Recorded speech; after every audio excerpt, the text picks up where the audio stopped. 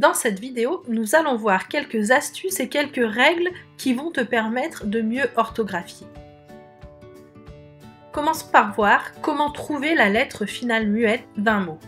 Certains mots en français se terminent par des lettres que l'on n'entend pas, qui ne se prononcent pas, on parle de lettres muettes. C'est le cas par exemple dans drap ou chat.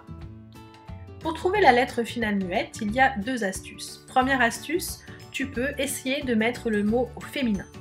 Un avocat se termine par un T que j'entends dans le féminin une avocate. Je peux, deuxième astuce, essayer de chercher un mot qui appartient à la même famille.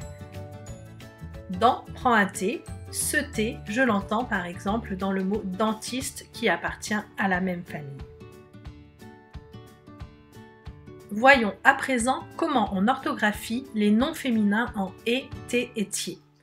Les noms féminins qui se terminent par le son et s'écrivent et e. Exemple, une cheminée et e, la purée et e, une poupée et e. Une exception à cette règle, le mot clé.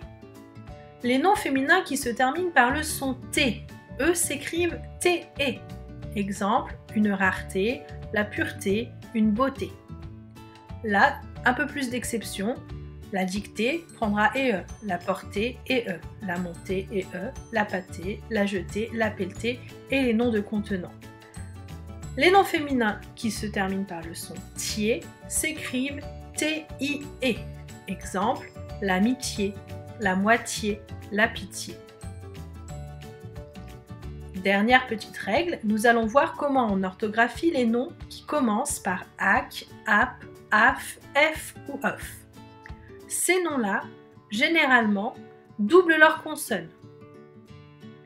Exemple, un accord, un applaudissement, une affiche, un effort, une offrande.